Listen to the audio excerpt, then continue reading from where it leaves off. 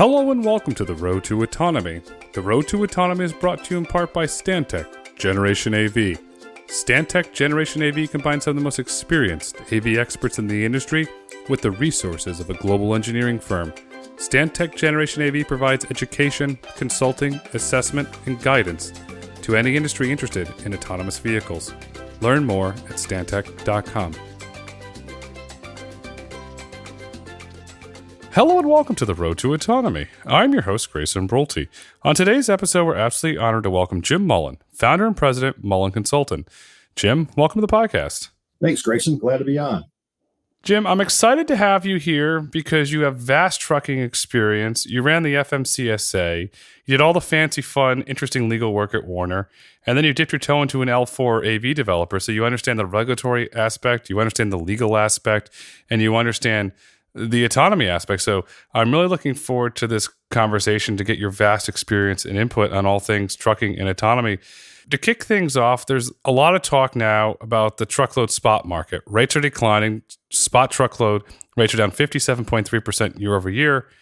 In your opinion, with your vast experience, what is causing such a large drop in spot rates?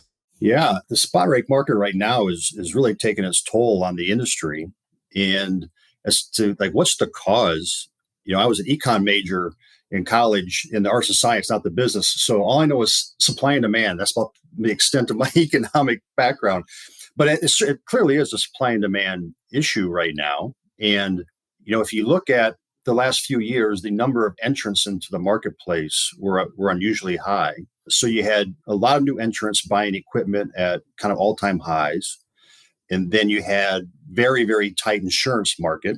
And then, of course, the fuel prices started to spike. So you would think that supply and demand equilibrium would have equaled out by now. With all that new demand, you would think that it would have exited the market. But what you're seeing is it's taking a little longer than you would expect for that market to, again, right-size itself again.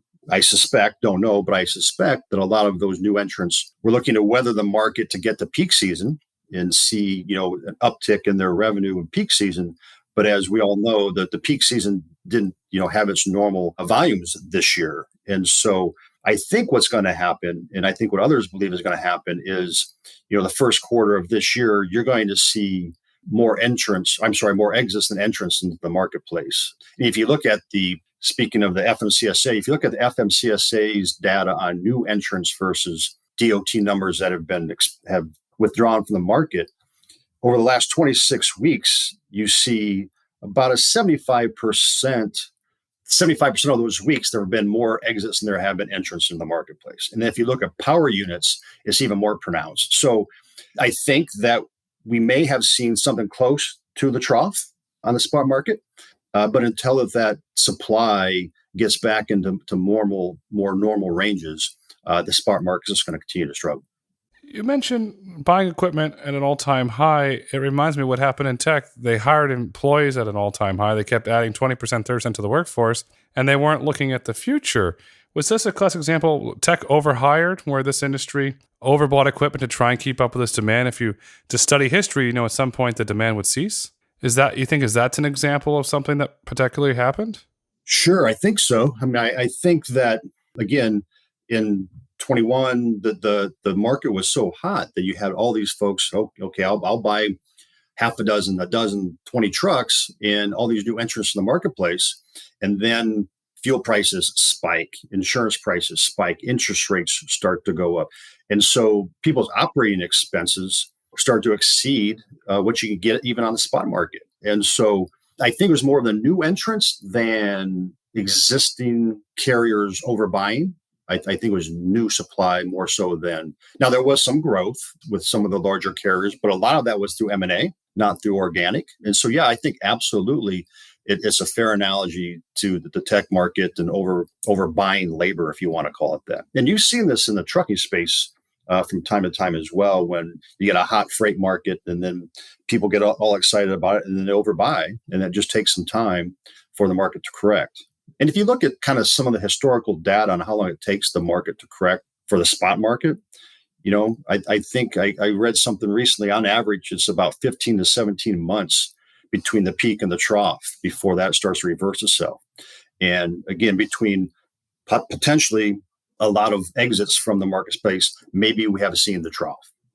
It's interesting you highlighted that data because if you look at the S&P Transportation Select Industry Index, it fell from a high of $1,998.20 on February 20th, 2007 to a low of $626.27 on March 9th, 2009, a 68.63% decline. It took the index until February 19, 2013, 4 years to regain those losses. It's about just a little over double the time of what you described, but what you're describing is spot on. So we went through a global pandemic. We saw e-commerce and shipping volumes go through the roof. We saw what happened at the port of LA, San Pedro, Long Beach. And lo and behold, history is repeating itself. In order to get rid of inflation, you could call Arthur Burns if you want to channel him. You're going to have a potential recession. If we do have a potential global recession, what impact will that have on the spot rates? Yeah, I mean, historically, that's obviously had a downward effect on the spot rates, and you expect to see that again. And I don't want to oversimplify, and I'm not sure that this is that simple, but that supply and demand of capacity really is what drives that spot market. That and discipline or the lack thereof.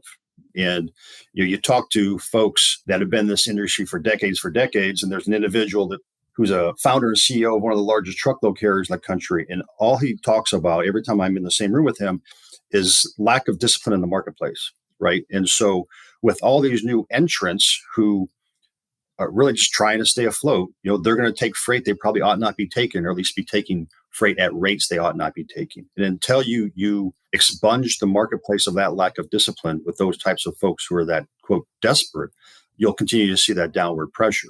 Now, I think it would be very, very unusual for the spot market to continue to struggle, much more than, call it, 20 to 22 months. So I don't see a 4-year struggle. And if you listen to folks in the industry, they think by probably third quarter of this year, you're going to see a little more right sizing in the spot market. What's also interesting, Grayson, is you talk to the large carriers, or at least carriers who have a mixture between contractual freight and spot freight.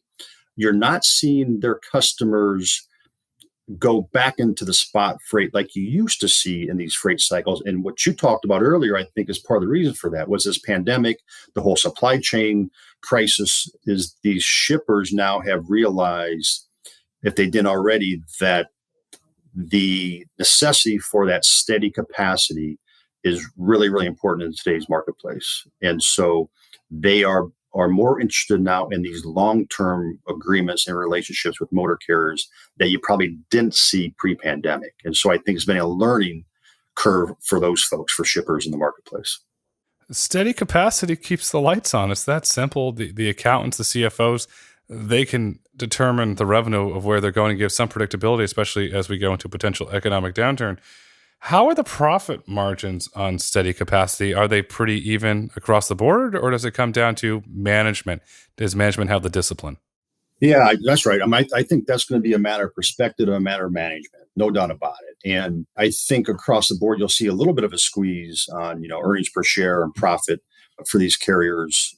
And what's also interesting in the last, I call it 2 years, you've seen some of the mega carriers diversifying their portfolio, getting into areas of freight that they didn't used to take, whether they get into the LTL space, the final mile space. And so I think that's helping keep their earnings and their profitability up, and that diversity of their portfolio. And again, I go back to, I've listened to some earnings calls on some of the large freight providers last quarter, and they all talked about having customers who are more interested in the long-term agreements, not necessarily long-term contractual freight, but call it 6 months versus a couple of years. And I think that is what's going to help the large carriers, whereas I think the small carriers who don't have those relationships, don't have the ability to move their portfolio around from spot to contract freight, those are the folks that are really going to struggle. You highlighted the most important aspect in this conversation so far, relationships. It seems to me you have the experience, and I'm going to highlight again, at Werner, an FMCSA, and an L4 AV truck developer, that it comes down to relationships. That if you're an autonomous trucking startup and you want to work with a carrier or shipper, you have to have those old school relationships.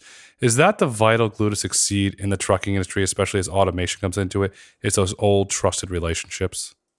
Well, you talked about my time in the L4 trucking space. And my experience was those relationships were vital, especially when you're a nascent industry like that. They want to know that you can be trusted. They want to know that you're going to be around, and having those relationships are critical. And then once you are able to obtain those relationships, or at least start looking at ways to collaborate and partner, then of course you got to make sure that you're servicing, whether, and obviously that doesn't mean in today's autonomous environment, that doesn't mean hauling a lot of freight autonomously, but that means getting them ready for when they need to shift their freight network from the traditional manual trucking to the autonomous. And I think that perhaps a couple of years ago, folks in the L4 development space were under the impression, kind of like the Kevin Costner Field of Dreams, build it and they will come. And that wasn't working real well. And so I think you saw a pivot about a year and a half ago within the L4 development community that they needed to start developing those trucking relationships. And some have been doing it better than others. But there's no doubt in my mind that those relationships are critical for the L4 developers and the OEMs where they want to penetrate into the truck market. Because when you have the relationships, you have the trust, and when somebody trusts you and you trust them, you can help them prepare to the future, whether it be autonomy or, for that matter of fact, optimizing their current operations through better management. Looking at the trucking industry as a whole, how would you classify the health of the industry today? Is it a healthy industry? Is it a vibrant industry? Is it a growing industry? Yeah, I would say the trucking industry right now is very vibrant. I think it's a good time.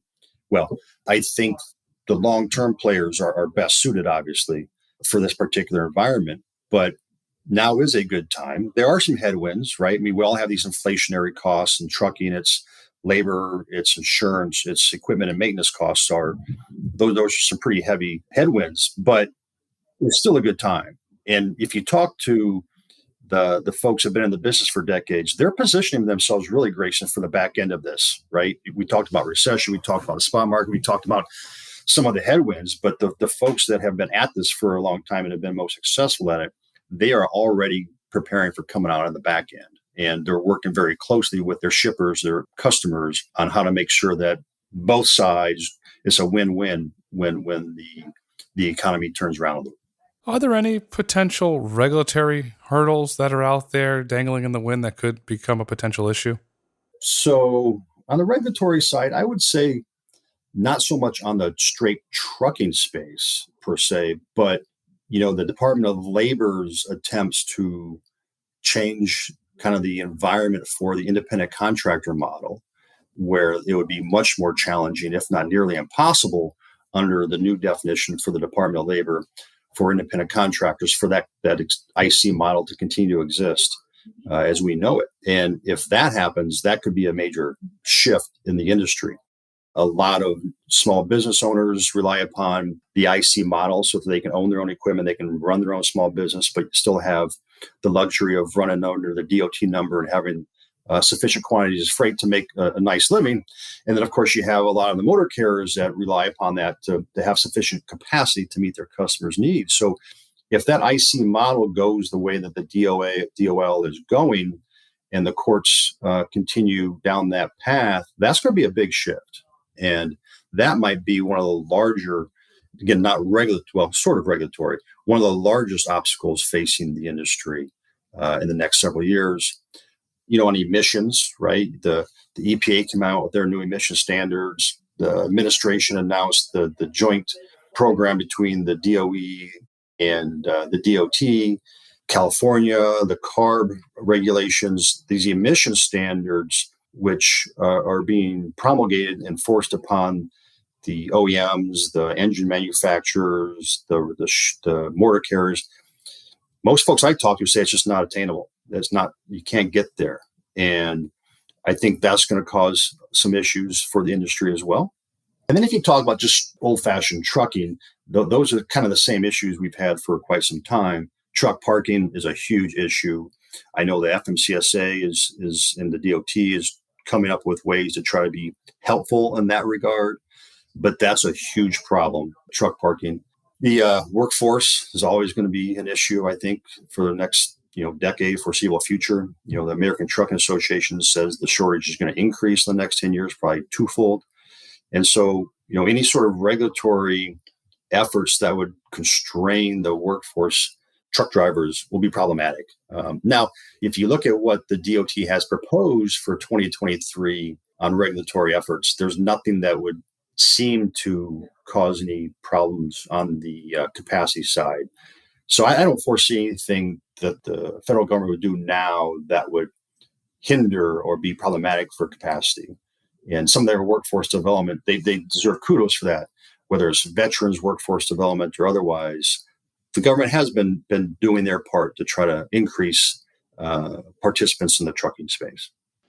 There's definitely a lot of hurdles to overcome from a regulatory standpoint. The good news is we have a divided Congress, so nothing's really going to happen right now. How about on the autonomous trucking regulatory standpoint? There's a lot of work being done in Mississippi to fully open up the I-10 from Arizona to Florida. What else are you seeing from a regulatory perspective as it relates to autonomous trucking? Yeah. So on the federal side, I'm not sure how detailed we want to get. I did spend the 2 years there, so sometimes I get more detailed than folks really want to hear. But there really is no body of regulations at the federal level on autonomous trucking, right? A couple of years ago, the DOT announced that they were no longer going to consider that an operator of a commercial motor vehicle had to be a human, right? So that kind of laid the groundwork that, okay, autonomous trucking has fertile grounds. The FMCSA, the trucking regulator, they started the rulemaking process on what that environment should look like on the regulatory front for trucking, and did not want to be an obstacle. But of course, they want to keep abreast of the technology and make sure it's safe. That's their mission. And so they started the rulemaking process, and they finished step one. And step two is what's called the notice of proposed rulemaking, which actually announces, hey, here's what these rules will probably look like. And the DOT says they're going to get that out by January of this year. Well, what are we now? The 24th. No rule out yet. I would bet a couple bucks they won't make January of this year. But that's the next step for the regulatory landscape on the federal level. I don't think anybody envisions these new rules will be problematic really for the industry. I think it'll just kind of put some guardrails around it, which are actually welcome in some respects. And then you mentioned like Mississippi. Mississippi, the L4 industry has been in discussions with folks in Mississippi for, well over a year. And I don't think there's going to be any problem with Mississippi passing favorable legislation. I think they're receptive to it. They know it's here. They want the safety benefits. They want the economic benefits. It's just whether or not their legislature is going to make it a priority to get, the actual legislation passed. But it's been a bit of time since I've been hands-on involved with the Mississippi efforts, but I'm pretty sure that will get accomplished. And as you say, that then opens up that I-10 corridor from Arizona to Florida. Of course, the big elephant in the room is what's California going to do and when are they going to do it? Now, everything I said about Mississippi and their willingness and appetite, you could throw that out the window when it comes to California. I don't they don't share those same sentiments. But I do know the L4 developers are all working very hard in California with legislators, with the regulators, with the state house, with the governor's group to try to get something done. And there has been some traction, but it seems like with a lot of things out there, you get some traction and then there's some slippage. And so that one's going to continue to be a problem, I think. It's going to continue to be a problem. There's the California Alliance for Freight Innovation. Brulting Company's a proud member of it. We're doing good work trying to open it up. But in my point, there's no really point in pushing resources because you're going to run into the union effort. You're going to run into all the political issues. And then depending on what happens with this administration, if Newsom sees an opening to run for president, nothing is going to happen. From a legislative perspective for autonomous trucking regulations, do you see us continuing to go state by state by state? We're just connecting truck corridors to enable that and then just operating on there until there is a clearer sense from the federal level? I think so. And, you mentioned earlier, we have the House controlled by the Republicans. The Senate still has a slim Dem majority. I don't see any major legislation coming down, in this Congress on trucking AV. I mentioned bets earlier, betting. I'd bet pretty heavily that you're not going to see that. this Congress. The thing is, though, and there's some difference of opinions on really the need for that. And I happen to be in the camp that there's no necessity for it. It'd be a good to have. But the model that's operating now, where it's state by state, but for California, hasn't really been that problematic. And as we all know, the early adoption is going to be in that Sun Belt, that I-10, Arizona, that Florida, and then other arteries, interstates, north and south through Texas predominantly. So, yeah, Grayson, I don't think anything's going to happen on the legislative front federally. And then the question is that a big deal or not? And I think there's some variance of opinion on how big of a deal it is. But if you're banking on federal legislation in the next 2 years, I don't think you're going to be pleased. I agree with your assessment. When we look at future routes, do you see it going into Georgia so you can get the Port of Savannah, then eventually going into South Carolina and bring on the Port of Charleston? Since if you look at the freight data coming in, the freight picking up at those ports is pretty substantial. I do. I think some of the developers have plans to get into Georgia and eventually get into South Carolina and North Carolina. Getting into Memphis is important for some large shippers, obviously, and Louisville is a big deal. So, yeah, I think by necessity, the developers need to target those geographic areas. And I don't think, if you're talking on the regulatory side, I don't think there's going to be any problems with that. It's just the technology. It's interesting as well, since I've been out of the L4 development long haul space, which will be interesting to see if, these connected autonomous vehicle lanes start to become adopted. I don't know if you saw, Texas has a RFP out for a cav lane from basically San Antonio to Dallas, or portions thereof, and the bypass around Austin. And I think that RFP closes at the end of January. And I know some folks that are interested in that project and hauling freight in that space. So that might be interesting. And is if states continue to look into these, connected autonomous vehicle lanes. And, if I think what it sounds like, Grayson, the one in Texas, it's going to be a designated lane for freight. So it'll have, manual trucks and autonomous trucks. Obviously, you don't have enough volume to shut down an entire lane on a state highway for autonomous only. But I think that this project, if it gets off the ground and you have participants, I think it's going to add some legitimacy to the space. I think it's going to lend some transparency to the space. I think that'll lend to comfort with the safety case of the technology. And so I think that, with the pre-open regulatory environment, open legislative environment, obviously a huge appetite within L4 developers and some of the major motor carriers and shippers for the adoption of autonomy. Something like that, these designated lanes could, I use the term, soften the target a little bit, right? Where some of the naysayers will now have more visibility, safety folks have more visibility, DOT, law enforcement all has more visibility. And I think that's a win-win for everybody if that project becomes to fruition and adopted elsewhere. I've been told that a few other states are looking very seriously at this as well. Obviously, this new huge sums of money coming from the infrastructure bill are helpful in all those projects. So that's something that's kind of new to me is how these cav lanes could help the adoption and early proliferation of autonomous trucking. Governor Scott said this when he was governor. Now he's Senator Scott. Jobs, jobs, jobs. A dedicated lane, very similar to what you described, sounds a lot like the Cavenue model, will create jobs. More importantly, it won't only just create jobs, it'll build public trust. Allowing that freight to move on a dedicated lane is very similar to a railroad, will build trust with the public. Look, Mom, look, Dad, hey, this technology I learned about in school, they're taking a responsible approach to this. They're putting on here, we're reducing congestions on the roads.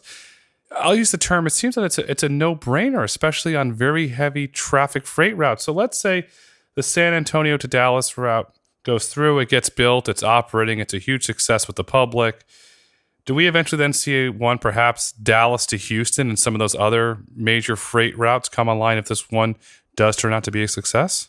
I think so. And for me, again, from the L4 world for a couple of years, you didn't really want to talk about, do you need anything from the infrastructure side, right? I mean, you want to be able to, and you strive to be able to do this without any major investment or changes in the infrastructure.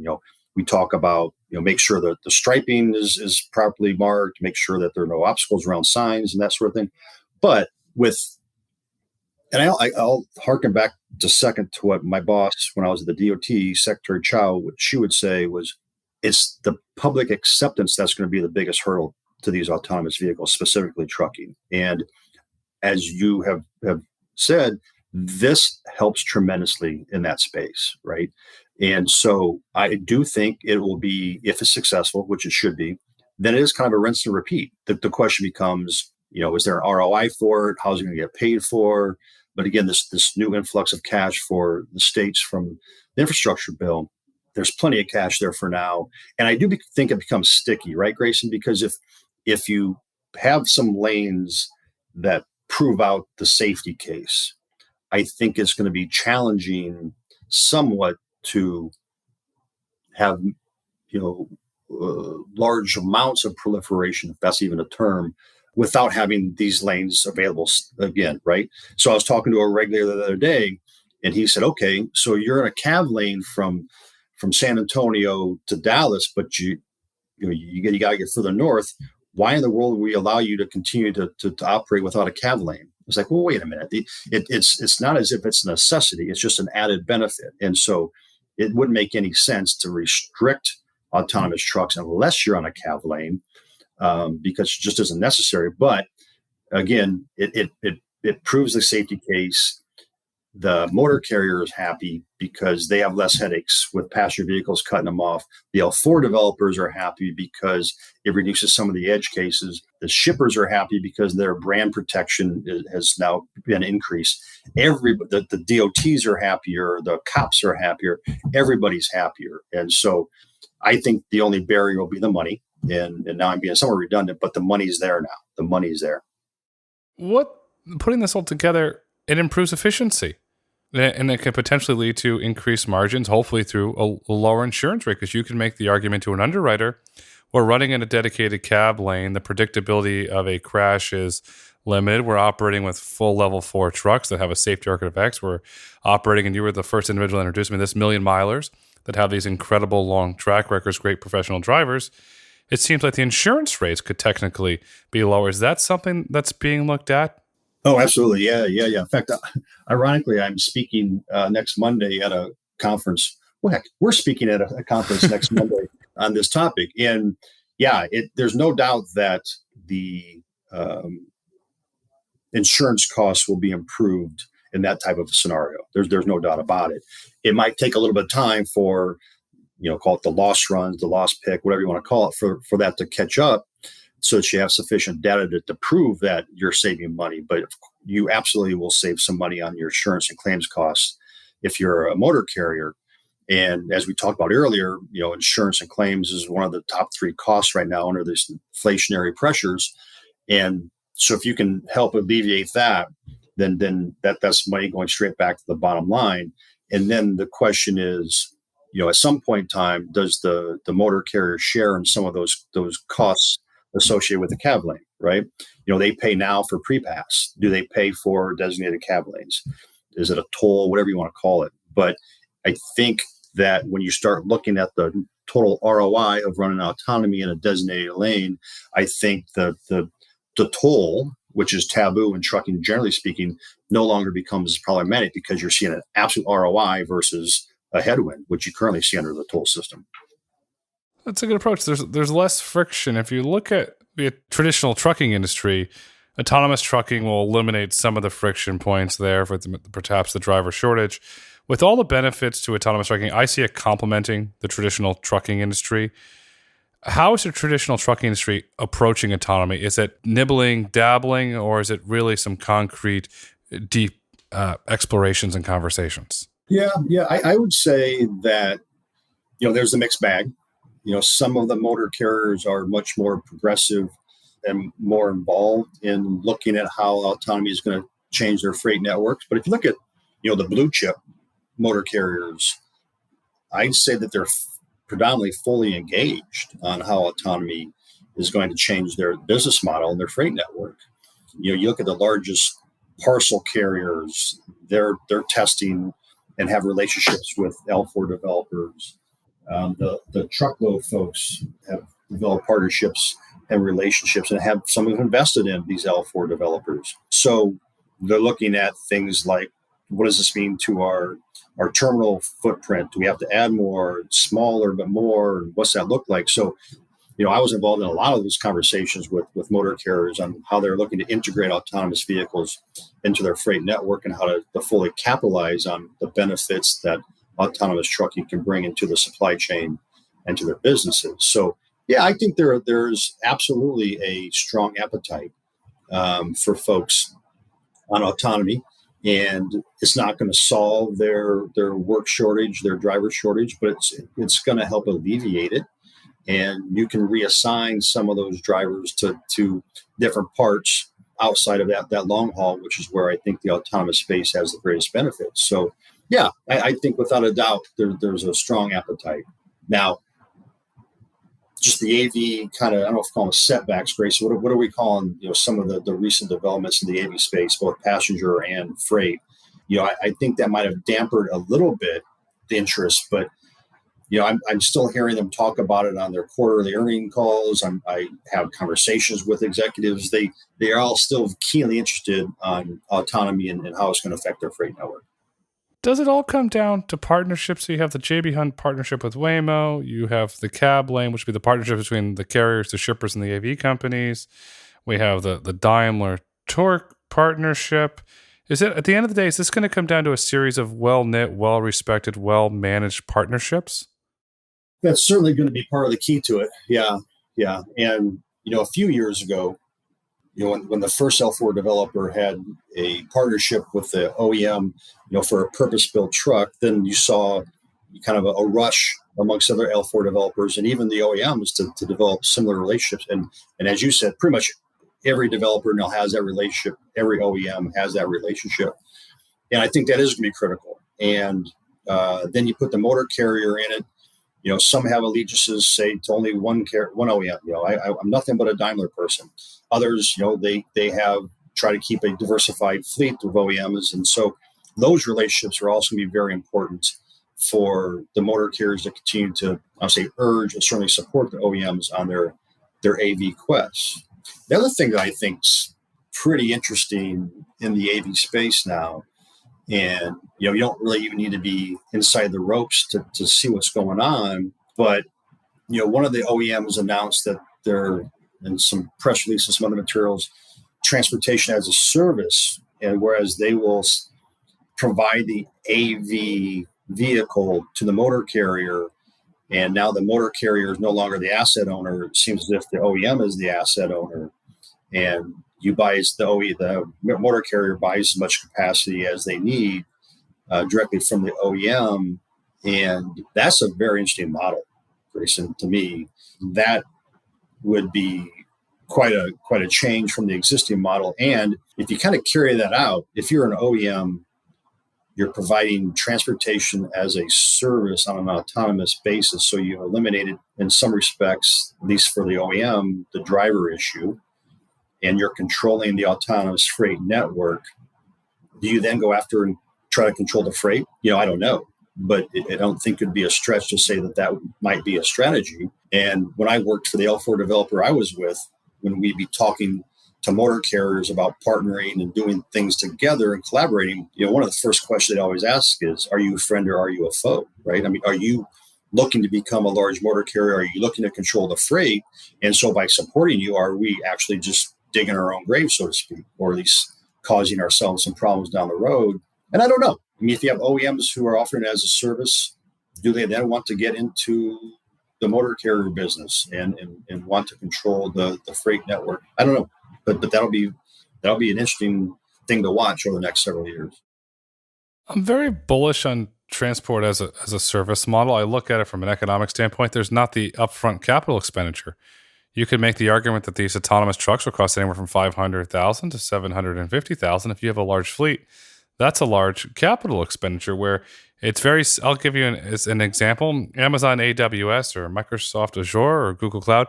You can bring on capacity as you need it, remove capacity as you need it. You don't have the truck sitting there costing you money for not running. It seems that truly that's where we're going to go. If that's where we're going to go, how does this model scale? Do they have to be multiple AV developers and partnerships with this OEM, or is an OEM just say, okay, you're the horse, we're backing this? I don't know. It's going to be interesting to see how it plays out. I think that a few years ago, the L4 developers, they worked hard to be the service provider. They did not want to be, a tier one supplier. And I think there was kind of some sentiment that if you're a tier one supplier, that's, that's not a long-term sustainable position to be in when you're the one that spent, $2 billion developing out the technology. So, but here we are, and it's 2023, and it's not a secret that if you look at the AV space, that money's tight and runways starting to shrink. I don't know how it's going to play out, Grayson. It's a position. If you look at some of these OEMs now announcing they're growing their own internal teams on AV, I have a hard time thinking there's going to be 5 L4 tier one suppliers that are going to make it. That would, I don't know. That would surprise me, maybe others, I don't know. And so I don't know how this is going to play out. It seems to me that perhaps the OEMs may have the upper hand on that at this point in time. I don't know. Last week, I said to Dooner on What the Truck, consolidation's coming. We're probably going to have, I would say, 3, maybe 4 at max AV developers. And I think about the ones that perhaps don't get the OEM deal, don't get the transport as a service deal. Do they pivot to a licensing model? I've been thinking a lot about that. Investors have burnt billions of dollars. They want to get some recoup. Do we see the licensing model eventually start to emerge as a quote unquote alternative path? Yeah, I think that's entirely possible. I mean, it's. I don't think that's the business model that any of these developers started out pursuing, but that may be the model. Yeah, if you're an investor, you'd hate to, at the end of the day, have nothing to show, and so do you have to pivot? I think maybe there will be some of that.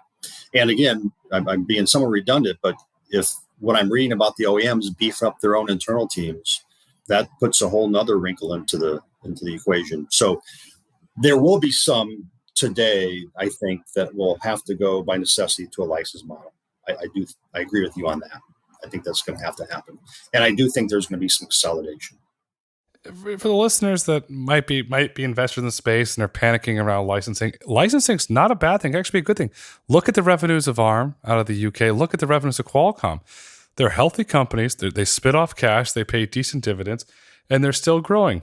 They're a licensing company, so perhaps that is a viable path. The other thing I've been thinking a lot about outside of licensing is you're getting a lot of ESG pressure. You're getting pushback from attorney generals, from CFOs around states, but there's a clear push to decarbonize long-haul Class 8 trucking. With that push, a lot of it's coming from large money investors on Wall Street. How do you see the powertrain for long-haul Class 8 trucks changing over the next decade? Perhaps is the X15 Cummins engine made with renewable energy? How do you see the powertrain changing? Yeah, I mean, it's going to change.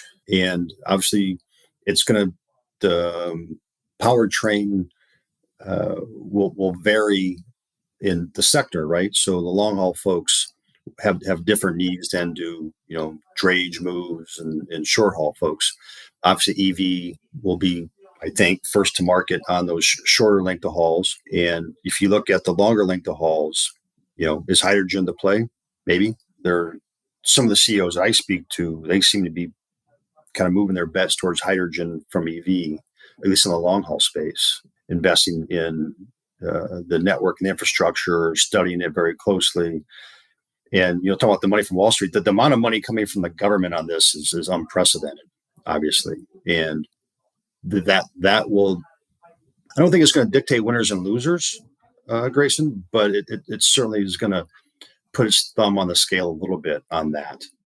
there's no doubt it's coming. The standards on NOx and then the fuel efficiency standards. It's changing things. I don't see. Well, it's going to be problematic, I think, for the industry to meet all those demands. And it's not because they don't want to meet the demands. Obviously, they have every desire to meet those demands for various reasons. But can you get there from here on that time frame is going to be the question. And I think there's going to be a lot of debate on that over the next 5-10 years on how to hit those deadlines that have been put out there now by both federal government and state governments. I go on the record and say that the deadlines, in my opinion, are not going to be met because we have an infrastructure problem. When you look at the infrastructure for hydrogen, we talked about cab lanes earlier. How neat would it be? San Antonio, Dallas, you have hydrogen fueling stations on each end of that cab lane. It's a simpler infrastructure to build than running them on national lanes. That's perhaps is a very good start. Do you see perhaps that's how we'll roll out? Because I think there's a common denominator we all agree. Electrification for drayage seems to be, okay, that's a clear path. Perhaps the cab lanes are a clear path for hydrogen to start? It makes sense. I mean, as you said, it makes perfect sense, and it solves problems for a lot of the different stakeholders. So, yeah, I could very well see that being a solution for that long-haul space. As we look to wrap this up, in your opinion, what is the future of the trucking industry? Wow. Well, as you just talk about just sheer volumes of hauling of freight, they haul a little over 70% of the freight nationally, and projections are that's going to increase. So I think that the trucking space in general has a very positive future. The question is, how much is it going to change in the next decade or two? And my belief is going to be transformative change in the next several years. Call it 3 to 10, both on the powertrain issues and on the autonomous space. And those you talked earlier about, what's the market's attitude towards AV? I think those segments of the industry that are progressive on this and getting ahead of it now and figuring out what their network needs are when it gets to adoption and proliferation, those are the folks that are going to capitalize on all the benefits of these different technology and advancements. So I think it's a tremendous time to be in the trucking space. And even if you're a truck driver, right? I mean, some folks think that this is at the expense of the truck driver. I don't think so at all. This is going to complement the truck driver's job today. It's going to help solve for that long haul, which is the hardest position to fill in the truck driving industry right now. It's going to make their jobs safer. They'll have more home time. So it's a win-win, I think, for all the stakeholders in the space, including the drivers. In fact, as much the drivers as anybody. So I don't think anybody's of the opinion that now's a tough time for the trucking space. I think it's the opposite. I think that folks are very bullish on the truck space for the foreseeable future. It's a booming time for the truck industry, for the professional truck drivers out there. They have a very great future. If they start as a truck driver today, they can retire as a truck driver today. Professional drivers, as I said earlier, first industry the $1 million, they're really great professional drivers with a great skill set that, frankly, I don't have and a lot of other individuals don't have. Change is good. The benefits of autonomy are really good. They're going to benefit society. And if you look at Wall Street, the money's pouring into autonomous trucking in a bigger way than it's pouring into the robo-taxis. That's pretty much a two-horse race now between Waymo and Cruise, where trucking consolidation is still open. I'm waiting for a PE firm to buy a bunch of these guys up and consolidate the market. It's going to happen, just a matter of when. Jim, I thank you so much for coming on the road to autonomy, sharing your wonderful insights with us. And what would you like our listeners to take away with them today? I think that same attitude, that a very positive time to be in the trucking space, and autonomy is going to be a big part of the equation going forward. And it's going to bring a lot of benefits to not only the industry, but the supply chain in general. It's safer, it's more efficient, it's more sustainable. And so it has a lot of benefits, and don't let any of the recent headwinds cause you to skepticism. It's a very positive future for autonomy. Autonomy will play a big part in the future of trucking. Autonomy is good for jobs. Autonomy is good for the economy, because the future is bright, the future is autonomous, and the future is autonomous trucking. Jim, thank you so much for coming on the road to autonomy today. Hey, my pleasure, Grace. Thanks for having me on. Appreciate it. Thank you for listening to the Road to Autonomy podcast. If you've enjoyed listening, please rate, review, and subscribe on your favorite podcast platform. Want to get in touch? Follow us on Twitter @Road to Autonomy, or email podcast@brulteco autonomy.com. The Road to Autonomy is produced by Brulte & Company. The views and opinions expressed on the Road to Autonomy podcast do not necessarily reflect the views and opinions of Brulte & Company. The content discussed on this podcast is for informational purposes only and should not be taken as legal, tax, investment, or business advice.